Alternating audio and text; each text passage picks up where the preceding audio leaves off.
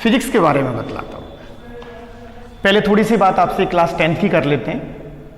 आपने class 10th को पास किया है, आप अब 11th में आ गए। अब आपके पास ढेर सारे ऑप्शन हैं, आप कोई भी स्ट्रीम को आप चूज कर सकते हो। चलो मान लिया कि आपने साइंस और बायोलॉजी की दो ऑप्शन है आपके पास, दोनों ही ऑप्शन में से कोई सा भी आप अगर ऑप्शन लेते हो तो एक सब्जेक्ट है फिजिक्स। फिजिक्स आपको पढ़ना पड़ेगा। फिजिक्स को कहते हैं हम भौतिक विज्ञान। भौतिक विज्ञान फिजिक्स एक रेपुटेड सब्जेक्ट है, काफी रेपुटेशन है इसकी फिजिक्स की। फिजिक्स अगर हमारा अच्छा है तो समझ लो और भी बहुत सारे जो आपके दूसरे सब्जेक्ट हैं वो अपने ऑटोमेटिकली आपके अच्छे हो जाएंगे। ठीक है, अब फिजिक्स की है क्या चीज फिजिक्स, ये सुनिए आप। तो फिजिक्स एक ग्रीक वर्ड होता है अपना, ग्रीक भाषा का शब्द है फ्यूसिस। फ्यूसिस से बना है फिजिक्स, और फ्यूसिस का अर्थ होता है नेचर, मतलब प्रकृति। और प्रकृति में होने वाले जो भी चेंज हैं, प्रकृति में होने वाले परिवर्तन,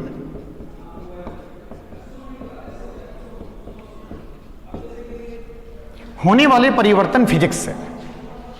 कहने का मतलब है जो आप सब कुछ देख रहे हैं, जितना भी जो चेंज हो रहा है आज की डेट में, वो सब फिजिक्स है। कुछ हम बड़े चेंजों की बात करते हैं, क्रांतिकारी परिवर्तनों की बात करते हैं, कि जैसे मोबाइल की कितनी बड़ी क्रांति आई है। कभी हम सोच भी नहीं सकते थे कि आज हम कहीं पर भी हम वीडियो कॉल कर सकते हैं। वीडियो कॉल के जरिए से हम आपस में अपने कम्युनिकेशन को स्ट्रॉन्ग कर सकते हैं। आने वाले टाइम में कम्युनिकेशन में और बड़ी क्रांति आ सकती है। ठीक है बेटा, और चीजें बताइए। इलेक्ट्रिकल में बहुत बड़ी क्रांति आई है। आज ऐसा कोई भी फील्ड नहीं है जिसके अंदर आप एक बहुत बड़ा परिवर्तन नहीं देख रहे हैं। आज से पहले यानी कि कितनी चीजें ऐसी थी जिसके अंदर आप ये देखो कि कई वर्षों तक कोई परिवर्तन नहीं हो पाए, लेकिन अचानक से ऐसे बड़े बड़े परिवर्तन आए कि जिनकी हम कभी उम्मीद भी नहीं कर सकते। तो बस यही है फिजिक्स। जो भी चेंज हो रहा है, मतलब हमारे चारों तरफ जो भी प्रकृति में होने वाला जो परिवर्तन है, वो है फिजिक्स, यानी कि वो है भौतिक विज्ञान। अब हम इसकी डेफिनेशन दें कि भौतिक विज्ञान विज्ञान की एक शाखा है, विज्ञान की एक ब्रांच है, विज्ञान की एक शाखा है जिसके अंतर्गत हम नेचर यानी कि प्रकृति और प्रकृति में होने वाले परिवर्तनों को पढ़ेंगे। फिजिक्स एक मतलब ऐसा सब्जेक्ट है जो आपको यह बतलाएगा कि हमारी नेचर में क्या चीज चेंज हो रही है। आप कितने बड़े बड़े परिवर्तनों की बात कर सकते हैं। सबसे बड़ा परिवर्तन क्या हो सकता है बताइए आप, कि हम सारे के सारे लोग जाकर मंगल ग्रह पर रहने लग जाएं। कितना बड़ा परिवर्तन है। हम पृथ्वी जैसा कोई दूसरा ग्रह खोज लें।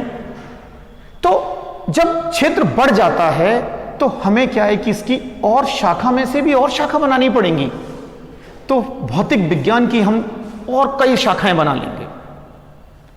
अब इसकी डेफिनेशन क्लियर हो जानी चाहिए कि भौतिक विज्ञान क्या है।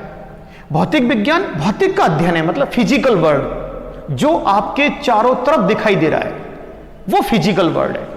जिसको फिजिकल भौतिक किसे कहा जाता है, जिसे हम छू सकते हैं, जो हम टच कर सकते हैं, हमें लगता है कि यार ये फिजिकली टच है, मतलब वो फिजिक्स है। ठीक है, और भी हम डेफिनेशन दे सकते हैं कि फिजिक्स वास्तव में जो द्रव्य होता है, द्रव्य मैटर, ठीक है, यानी कि द्रव्य मैटर और ऊर्जा, सेकंड एनर्जी और होने वाली द्रव्यों में होने वाली क्रियाएं, अंतःक्रियाएं,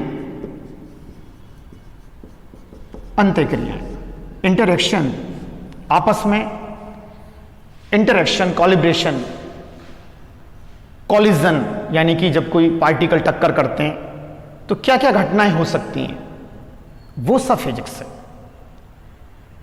तो एक दूसरी परिभाषा भी हम दे सकते हैं कि द्रव्य, ऊर्जा के विभिन्न रूप, एनर्जी। भाई फोर्स और energy is the basic term of physics. Physics को समझना है तो फोर्स हमें समझ में आना चाहिए, जिसको बल कहते हैं अपन। बल के बारे में आप अच्छे से पढ़ के आए हो, बल का मात्रक न्यूटन होता है। तो हम क्या कह सकते हैं, द्रव्य और ऊर्जा के विभिन्न रूप और अंतःक्रियाएं, आपस में इंटरेक्शन, वो है फिजिक्स। तो दो परिभाषाएं हमारे पास हो गई कि physics is the branch of science in which we read about nature and natural changes. That means प्रकृति में होने वाले परिवर्तन है फिजिक्स। ठीक है। अब जब किसी सब्जेक्ट की यानी कि बहुत ज्यादा ब्रांचेज होती हैं, बहुत बड़ा होता है, तो हम उसको पढ़ाई की दृष्टि से अलग अलग भागों में बांट लेते हैं।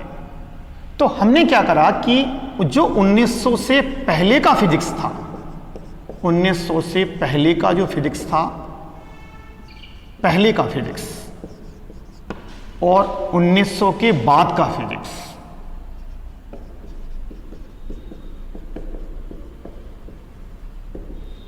इसको हमने दो पार्ट में डिवाइड कर दिया। 1900 से जो पहले का फिजिक्स है वो चिरसम्मत भौतिकी है। क्या चीज है? चिरसम्मत भौतिकी, क्लासिकल, जो क्लासिकल फिजिक्स है। ठीक है। और जो 1900 के बाद का फिजिक्स है वो क्या है? वो मॉडर्न है,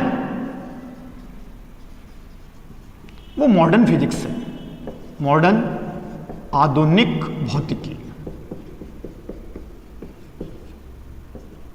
आधुनिक भौतिकी है। ठीक है बेटा। जो सन 1900 से पहले का जो फिजिक्स है वो क्लासिकल फिजिक्स है, और जो सन 1900 के बाद का है, जो बहुत ज्यादा चेंजेस आए 1900 के बाद, आइंस्टीन, E = mc², द्रव्यमान ऊर्जा संबंध, जो सापेक्षता का सिद्धांत है, कितनी बड़ी बात है मतलब। और उसके बाद जितने भी चेंजेस हुए हैं वो सब 1900 के बाद ही हुए हैं। मोबाइल 1900 के बाद आया। और भी बहुत सारी चीजें आपने देखा होगा कि आज पूरा एक सिस्टम, मैकेनिक्स का तो पूरा सिस्टम ही बदल गया। इलेक्ट्रॉनिक्स में कितनी खोज हुई है। हम सोचते थे कि एसी, आज हर घर में एसी लग गए। तो दो भागों में हमने फिजिक्स को बांट रखा है। जो 1900 से पहले का फिजिक्स है वो क्लासिकल है, और जो 1900 से बाद का है वो क्या है? आधुनिक भौतिकी है। इसमें भी दुनिया भर की ब्रांचेस हैं। फर्स्ट, पहली ब्रांचेस के अंदर यांत्रिकी, इसे क्या कहते हैं हम? मैकेनिक्स। दूसरी ब्रांचेस के अंदर ऊष्मागतिकी,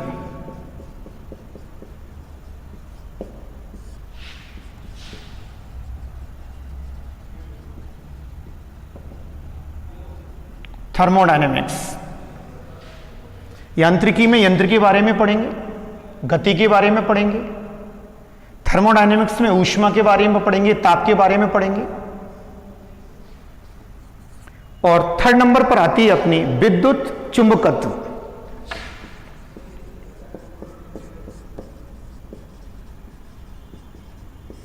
इलेक्ट्रो मैग्नेटिज्म, इलेक्ट्रोमैग्नेटिज्म यानी कि विद्युत और चुंबक दोनों के बारे में पढ़ेंगे। तो विद्युत के बारे में पढ़ेंगे, चुंबक के बारे में पढ़ेंगे। और फिर आती है अपनी तरंग यांत्रिकी, तरंग यांत्रिकी व ध्वनि। इसमें पढ़ेंगे हम वेव मैकेनिक्स एंड साउंड। ठीक है।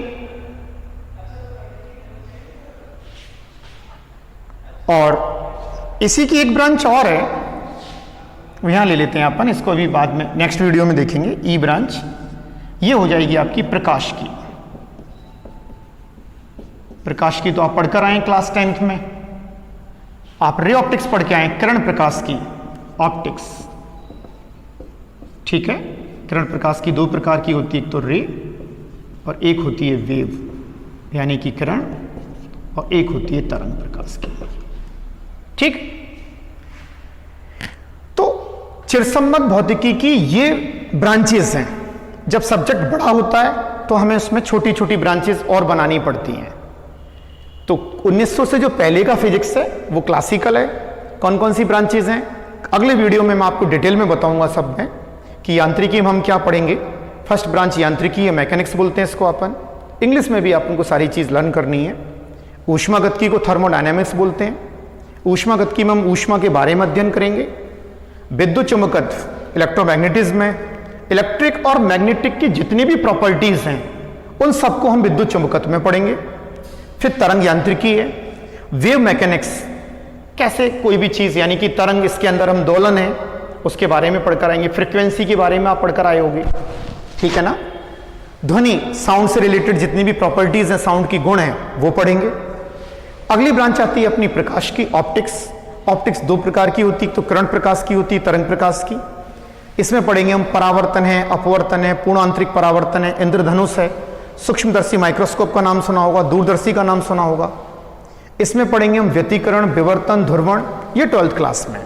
वेव ऑप्टिक्स 12th क्लास में, ये भी 12th में, पहले 11th में था, बट ये एक्सप्लेनेशन हम आपको 11th में काफी कुछ करा देंगे रे ऑप्टिक्स का। अगले वीडियो में हम आधुनिक भौतिकी के बारे में देखते हैं और फिर एक एक ब्रांच को हम एक्सप्लेन करते हैं। ठीक है बेटा, फिजिक्स वर्ल्ड में या फिजिकल वर्ल्ड में आपका स्वागत है। फिजिक्स की दुनिया में आप जाइए, आपको बहुत अच्छा लगेगा। Thank you.